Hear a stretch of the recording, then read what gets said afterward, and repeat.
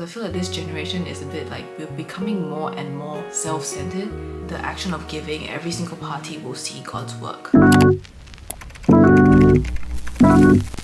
Hi guys, welcome back to another episode of Lost Sheep. Before we get started, remember to subscribe to this channel for many episodes of Lost Sheep. We already have a lot of episodes up, so go subscribe. And we'll get straight into it. Today we'll be going through 2 Corinthians chapter 9. This episode will be about generosity encouraged, so about giving and being kind. Verse 6. Remember this, whoever sows sparingly will also reap sparingly, and whoever sows generously will also reap generously. So my basic understanding is that you just get what you give, and also in proportion of what you give as well. So if you're very stingy with what you give other people, which can be like offerings and stuff, or donating, or just even in giving acts of kindness, if you're very stingy, then you get it back in the same proportion, because God will reward you accordingly to your deeds. Whoever sows sparingly reaps sparingly, whatever. And whatever. And that, my insight was that I also was listening to a podcast or reading a book or sometime like a long time ago, and this reminds me of that, which is in relation to abundance or in relation to like getting a lot. Sometimes you think of it as money, and I think in terms of money, a lot of people say that it's just an exchange of energy. So if you sow, if you put a lot of stuff down, if you put a lot of effort into it, you just get in proportion to how much you put, how much effort or how much like knowledge that you give out, or how much value, that's the word, how much value that you give out. So because it's not like all crops that you sow are all the same value, right? Like spend your time wisely. Like if you think of seeds that you're planting, think of it as your time, your effort, your energy, your attention. All of that, where you place those will get you back what you get. What? What you put out. Verse 7, each of you should give what you have decided in your heart to give, not reluctantly or under compulsion, for God loves a cheerful giver. So basically this is just a little... It's like not giving to get. Yeah. You're just giving to give. Yes. This is like a little bit of an extension from verse 6. This is the next verse. Give with love, and don't be stingy, as I already said. And also giving is like reflecting the love of God, and it's very pleasing in God's eyes. And I think just make it part of your values, like align it with your values to give. Because if it's part of your values that you want to be somebody who's generous or you want to be somebody who's giving, then it's not very difficult for you to give because it's part of your values.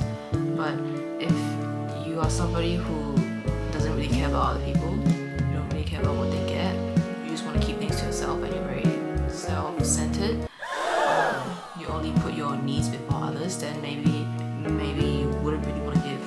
also about God rewarding you, I wouldn't say that it's like if you give away $100, then the next day you find $100 on the ground. But it's more like if you keep giving out your energy, your time, your effort, maybe your money, just anything, then you'll be rewarded in God's way. Maybe someone will give you very touching words, or maybe you have like a new job opportunity, or so it's not just like you give this and then you get it back. And I also realized that giving is just one of the things that genuinely makes us as humans happy. It gives us a sense of purpose, and it gives us a sense of like community, or like a sense of like importance, because when you're giving it to someone, it's somewhat of a sacrifice, right? So if you are somebody who just likes to hoard things to yourself, what is the point in that?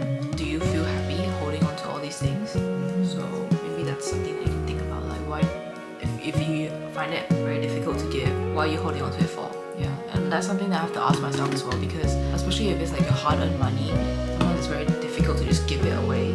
But like, what are you holding on to it for? When you spend only on yourself, do you feel very happy?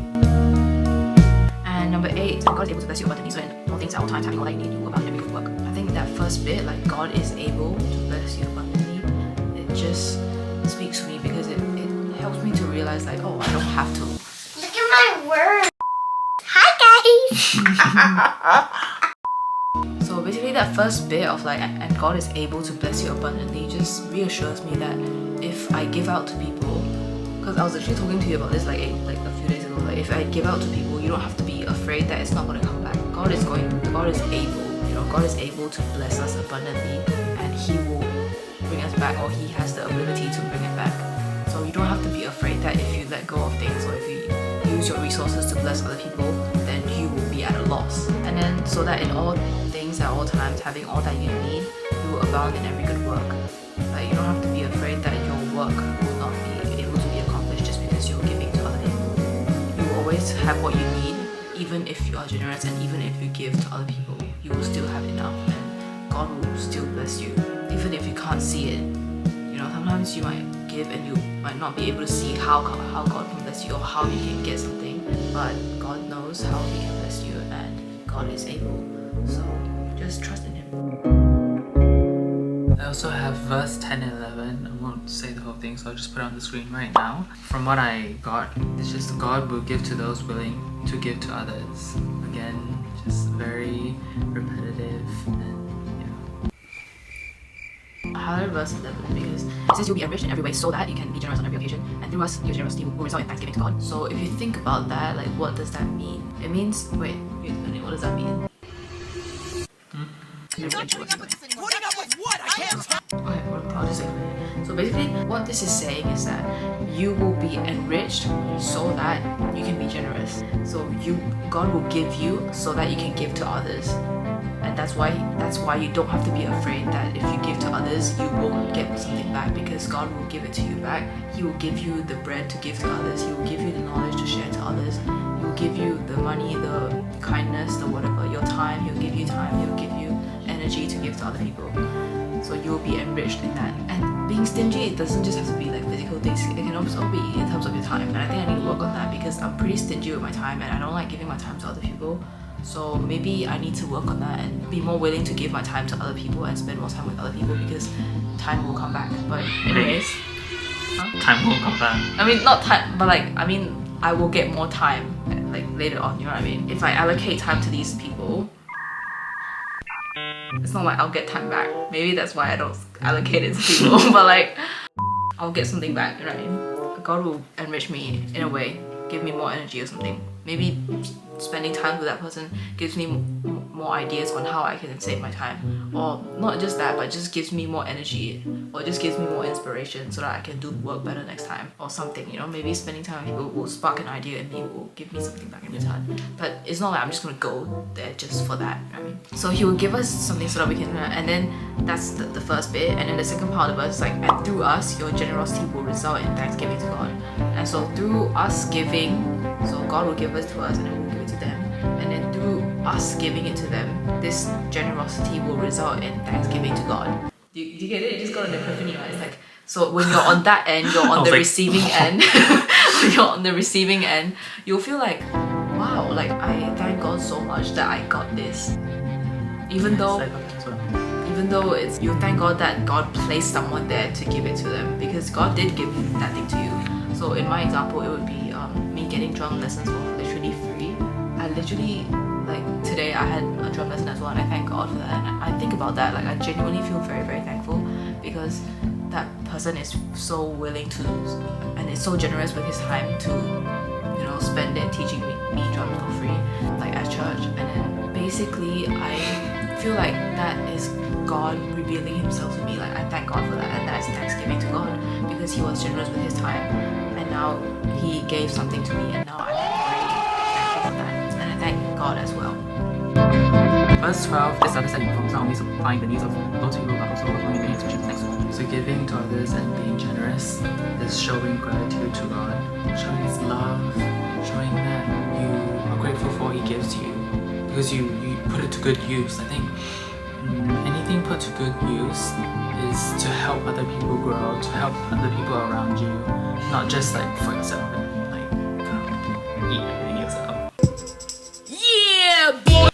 I think the next bit from verse 12 to 15, it's talking about that when we give to others in terms of our service or anything, it also brings back thanksgiving to God. So it's also a way to glorify God, and it's not just about ourselves. It's not just about giving so that you feel better, or giving so that you are the, like, you know, the really good one with a lot of resources, with a lot of things.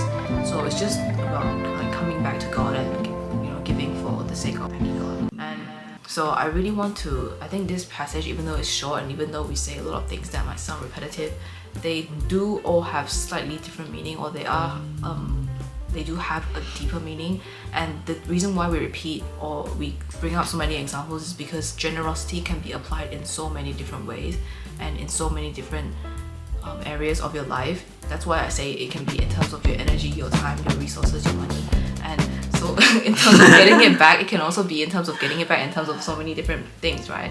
So even like an idea is something that you can be generous about. You can just give somebody an idea or give somebody a tip or an advice. That is also something that you get that is valuable. Learning to not keep to ourselves, because I feel like this generation is a bit like we're becoming more and more self-centered. It's not selfish, because I don't think this generation is very selfish, but I think we're very self-centered. We kind of like to do a lot of things for ourselves and not for others. And I think generosity is just doing things for the sake of others, not for yourself. Like you're not giving so that you can get something, as I said at the start of this video. And that's something that we really have to hammer into our brains, because I'm sure we'll still fall back into the trap of giving so that we can get something back.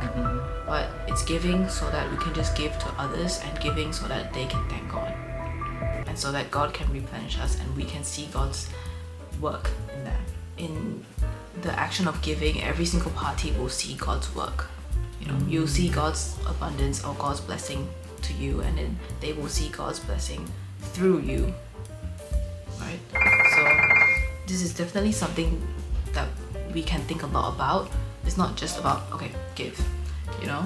There's definitely a lot of things that you can think about here. And the reason why is because it's something that I recently have to think a lot about. So we have to go now. We're kind of in a rush, so we'll have to end it there. Thank you guys for watching this video. I hope you enjoyed this video. It's been really nice and calm. It's something that I recently have to think a lot about. So remember to check out the other episodes of Lost Sheep, and there will be a lot of episodes coming, a lot more videos of us. We're actually traveling to Sydney soon, so expect some Sydney vlogs, some travel vlogs, and I'm just so happy thinking about traveling. stay tuned for a lot more content on this channel, and subscribe, and thank you for watching, and we'll see you guys next time. Bye!